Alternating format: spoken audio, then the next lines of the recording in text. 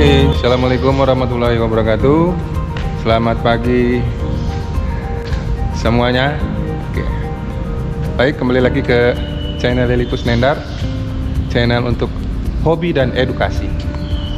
Oke, hari ini kita tidak bahas sepedahan, tidak bahas pelesiran, tapi kita akan masuk ke channel tentang edukasi, terutama untuk pelajaran untuk hari ini, pelajaran teknik kendaraan ringan otomotif, khususnya materi sasis. Ya, nanti kita akan videokan sasis secara berseri. Oke, baik. Kita nih untuk yang pertama nih, sasis adalah seri basic atau dasarnya, dasar-dasar tentang apa sih yang dimaksud dengan bagian dari sasis itu sendiri. Oke, kebetulan ini di bengkel teknik kendaraan ringan otomotif di SMK Negeri 1 Cikarang Barat.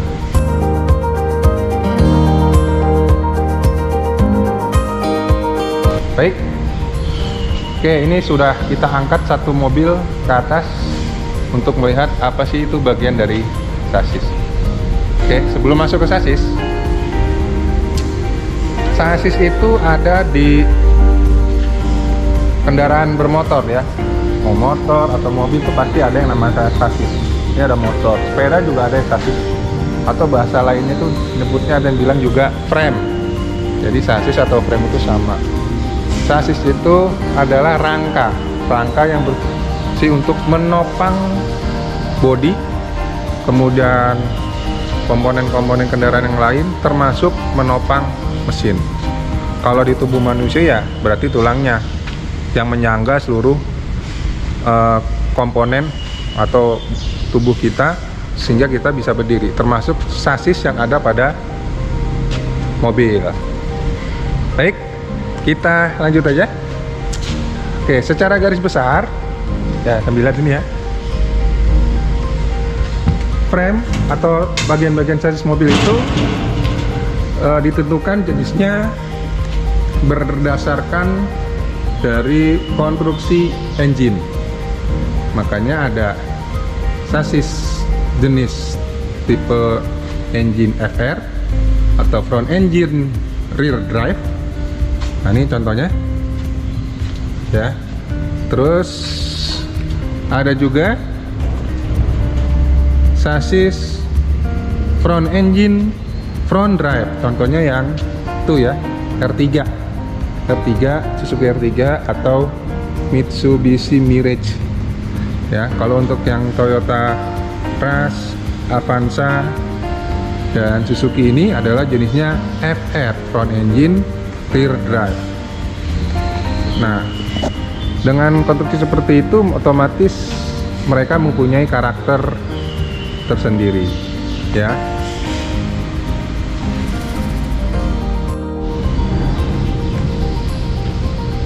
Oke, kemudian pada sasis itu mempunyai karakter tadi ya, karakter tersendiri. Contohnya tipe FF dan tipe FR ya. Ini tipe FR contohnya. Di sasis itu ada istilah yang namanya sprung weight dan unsprung weight ya. Ada istilah sprung weight dan unsprung weight. Oke, sesuai penjelasan tadi, karakter dari frame atau kendaraan itu bisa diketahui dari jenis sasisnya ya. Tadi yang berdasarkan jenis sasis FR dan FF, front engine rear drive atau front engine front drive, dimana dua jenis ini banyak dipakai di Indonesia ya, dimana di situ bisa dijelaskan mempunyai karakter masing-masing. Nah, itu sebenarnya berhubungan dengan yang namanya beban yang ditopang oleh frame atau sasis. Oke, ada istilah yang namanya disebut dengan sprung weight dan unsprung weight. Sprung weight itu adalah beban yang ditopang oleh suspensi dan roda ya, itu namanya sprung weight. Jadi beban yang ditopang oleh frame atau sasis ya, terutama dari suspensi frame ke atas. Terus ada istilahnya unsprung. Unsprung itu adalah beban yang beban dari framenya itu sendiri atau rangkanya. Oke, jadi cukup dipahami ya, ada sprung weight, ada unsprung weight. Dimana? Oke, balik lagi, sprung weight dan unsprung weight tadi ya. Tadi dijelasin, sprung weight itu adalah beban yang ditopang oleh frame, sedangkan unsprung adalah beban yang ditopang oleh bukan ditopang, berat dari framenya itu sendiri ya. Dari situ dijelaskan, penjelasannya begini. Perlu diingat, kalau sprung weight-nya lebih berat daripada unsprung, jadi kalau beban yang ditopang oleh frame itu lebih berat dari berat frame, biasanya itu lebih nyaman, peredamannya lebih bagus. Itu ya, ingat karakternya. Jadi kalau sprung weight-nya lebih berat dibanding unsprung ya, beban kendaraan lebih berat daripada frame-nya atau rangkanya, biasanya pasti lebih nyaman kendaraannya. Kenapa? Karena suspensi otomatis bebannya peredamannya dibantu oleh beban kendaraan itu sendiri. Itu ya. Kebalikannya, kalau unsprungnya atau frame atau rangkanya lebih berat daripada beban dari sprungnya ya, atau berat dari kendaraan yang ditopang oleh sasis, maka cenderung tidak nyaman atau getarannya lebih besar, mentul-mentul istilahnya ya, mentul-mentul. Nah, maka di situ bisa paham ya. Jadi definisi kenyamanan itu awalnya dari situ, dari sprung weight dan unsprung weight ya, sprung weight dan sprung weight. Nah, dari dua jenis tipe sasis ini ya, ini APV, itu R3. Nah, ini adalah kendaraan mobil tipe FR, mesin depan bukan ya, carry mah. Kalau APV itu mesin tengah ya, APV itu mesin tengah. Nah, ini mesinnya di tengah nih, mesin tengah, rear drive ya, mid engine rear drive. Terus ada Avanza juga. Nah, kalau Avanza itu lain lagi ya. Kalau Avanza ini adalah mesin depan rear drive. Nah, kemudian baru untuk R3. Nah, R3 ini mesin depan, roda depan. Oke. Untuk mesin depan, gerak roda belakang, itu biasanya frame-nya itu lebih berat dibandingkan dengan berat yang ditopangnya, atau unsprung-nya lebih berat dibanding sprung weight-nya ya, cenderung lebih berat. Kalau mesin depan atau mesin tengah gerak roda belakang, biasanya sasisnya lebih berat, sehingga cenderung kurang nyaman ya, cenderung kurang nyaman. Pasti itu. Kadang-kadang ada orang membandingkan Avanza dengan R3 atau dengan Mobilio.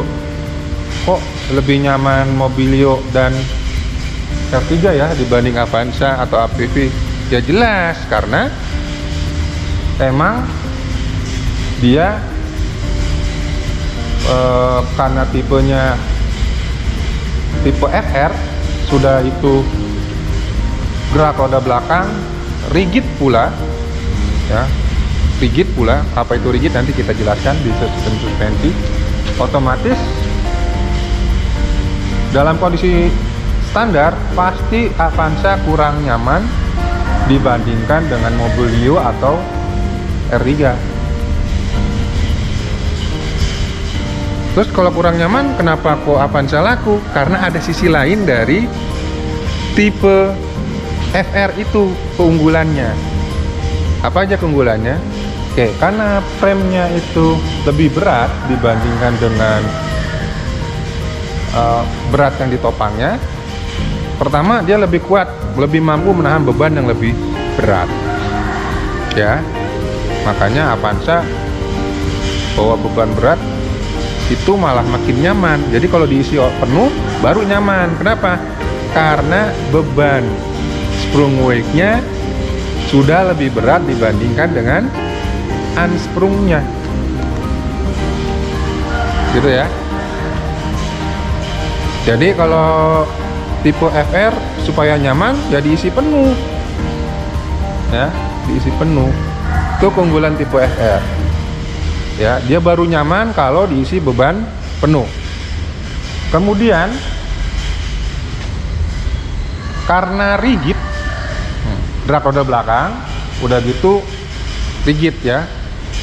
Suspensi belakangnya rigid walaupun sudah pakai Verkeong. Depannya sih independen. Ya. Daya cengkram roda ke jalannya itu lebih bagus. Ya, lebih bagus. Sehingga kemampuan menanjaknya lebih baik. Oke, baik, kita lanjut materi selanjutnya, yaitu kita fokus ke chassis tipe FR dan tipe MR ya, front engine rear drive dan tipe mid engine rear drive. Kita bahas karakternya seperti apa. Nah, ini yang di depan kita adalah jenis tipe MR, mid engine rear drive. Ciri-cirinya, mesinnya ini ada di tengah, terus penggerak rodanya belakang ya. Jadi di sini ada gardan dan diferensialnya, drive shaftnya belakang. Nah, kalau seperti ini kan solid ya. Nah, ini tipe rigid ya, tipe rigid. Kanan dan kiri drive shaftnya jadi satu, kaku naik turunnya ya. Nah, kalau tipe FR itu pasti mesinnya ada di bagian tengah ke depan ya. Jadi ciri khasnya di sini ada konstruksi engine-nya itu melintang, membujur ke depan, jadi searah dengan arah kendaraan. Kemudian transmisinya juga menjujur. Terus ini ada propeller shaft ke belakang dan diferensial. Oke, keunggulan dari tipe FR dan MR adalah pembagian bobot antara depan dan belakang itu hampir mendekati 50-50, sehingga bisa dikatakan lebih stabil. Kemudian yang berikutnya adalah karena konstruksinya, kalau yang seperti ini yang rigid itu kemampuan menahan bebannya lebih kuat dibandingkan yang tipe FF ya. Nah, dari sini dengan adanya propeller shaft seperti ini yang memanjang, otomatis ini adalah juga menunjukkan salah satu kelemahan sistem FR, yaitu komponen berarti lebih banyak dibandingkan tipe FF.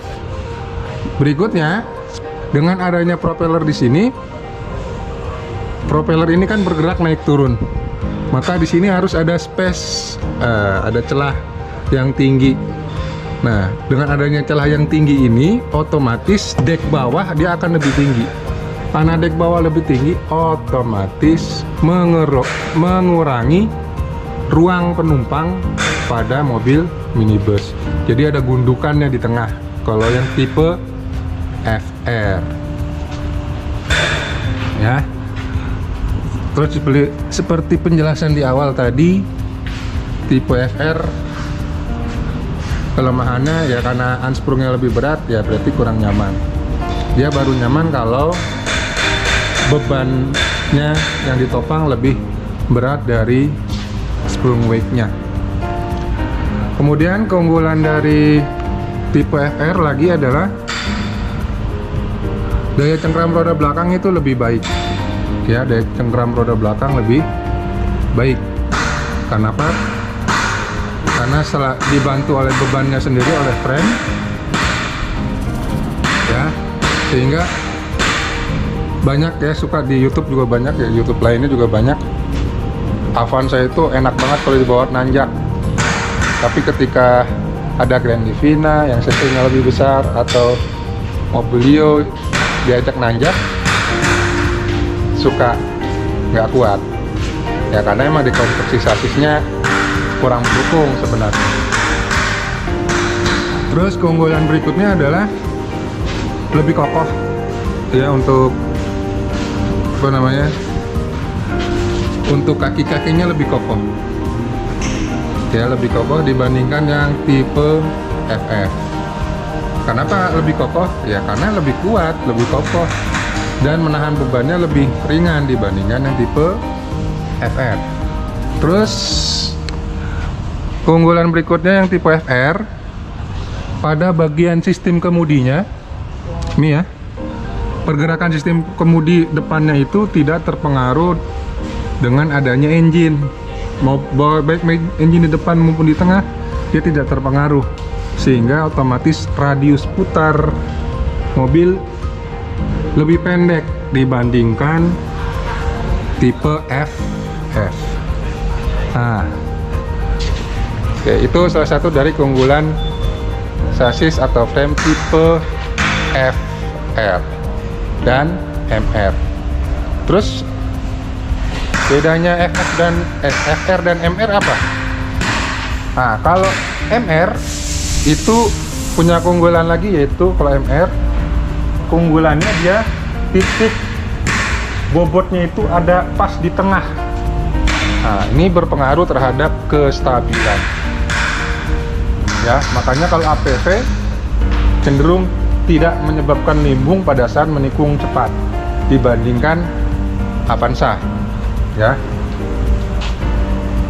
Cuman kelemahan di mesin tengah adalah kalau dalam hal perawatan, yaitu ruang mesinnya sempit ya, terus mesinnya di bawah kolong, mau memeriksa juga sulit.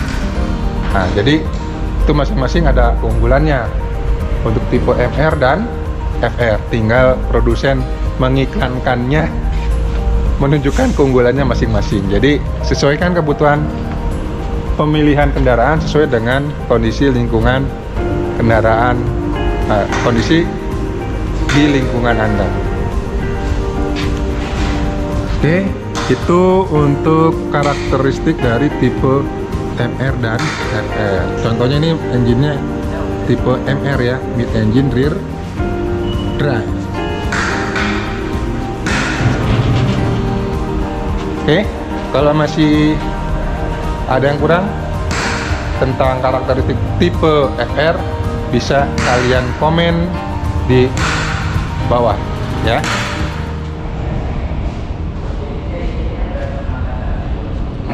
Oke, baik, kita lanjut. Yang berikutnya adalah tipe FF ya, mobil tipe FF. Nah, ini depan kita sudah ada Mitsubishi Mirage dan Suzuki R3.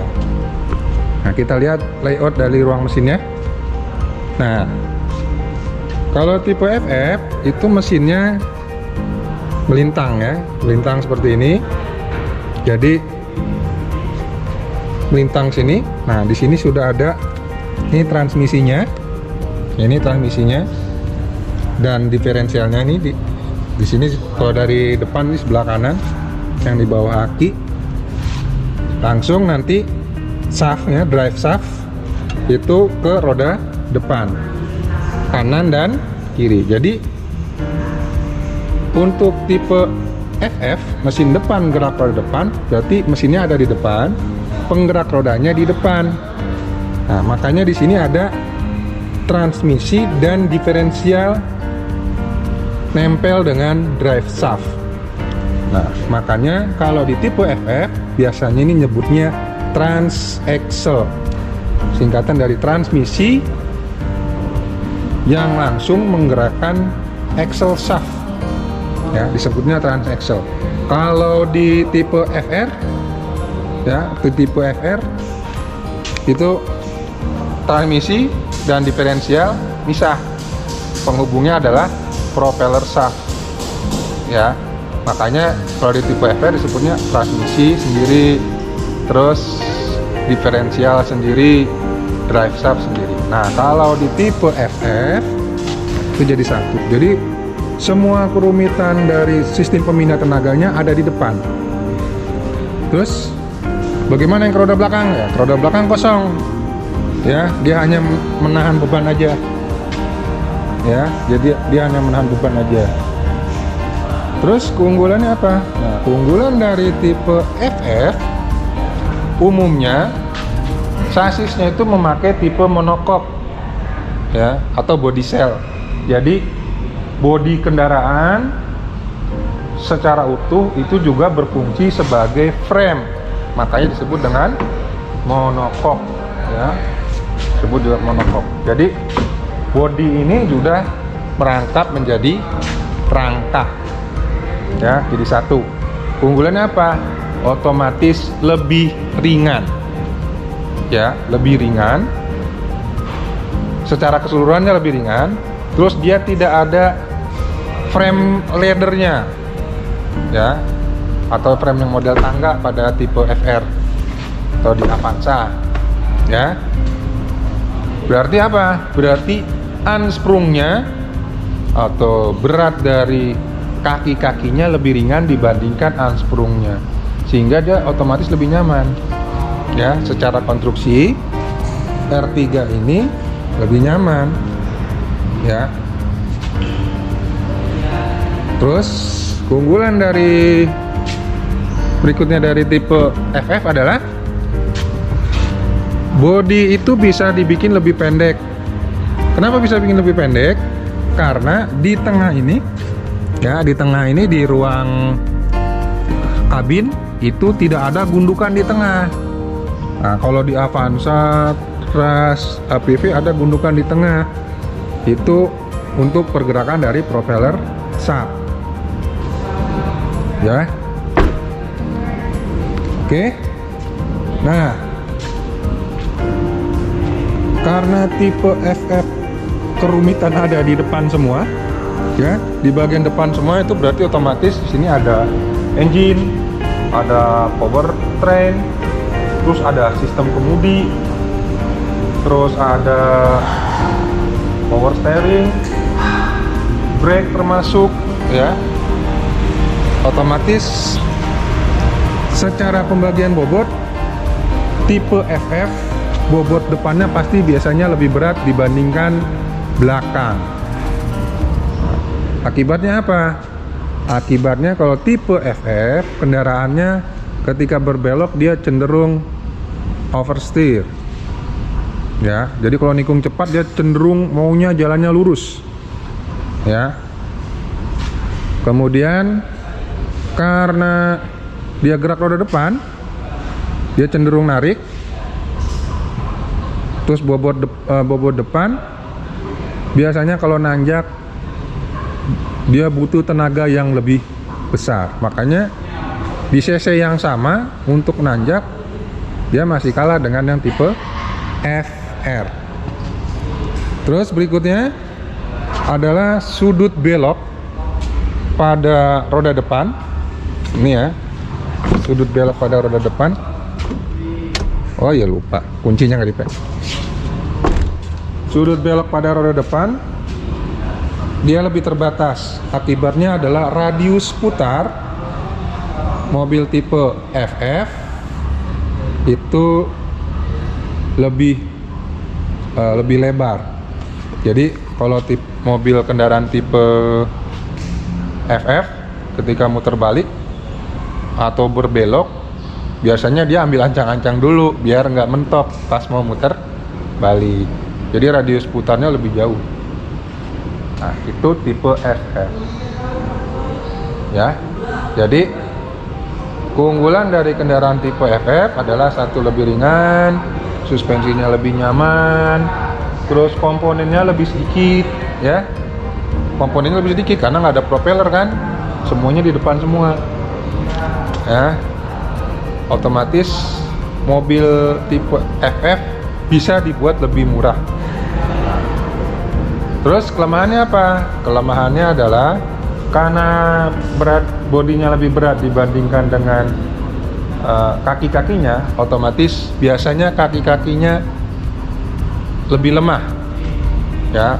Jadi biasanya lebih cepat ganti kayak ball joint karena dia menopangnya lebih berat, apalagi yang depan dengan tingkat kerumitan yang banyak.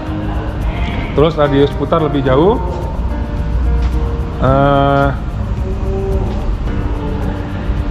ketika berbelok cepat dia maunya jalannya cenderung lurus ya, istilahnya teh oversteer ya. Oke, nah ini adalah mobil tipe FF ya, mesin depan, gerak roda depan. Jadi mesinnya ada di depan, penggerak rodanya di depan, yang roda belakang hanya nopang aja ya. Jadi semua perlengkapan kendaraan ada di roda depan. Oke. Nah, kalau ada yang kurang jelas mau ditanya-tanyakan, nanti silakan komen di bawah. Oke. Itu basic chassis yang pertama tentang apa itu chassis, terus tipe FF dan tipe FR ya. Kita cukupkan sekian untuk basic chassis hari ini. Terima kasih sudah mengikuti vlog hari ini ya. Assalamualaikum warahmatullahi wabarakatuh.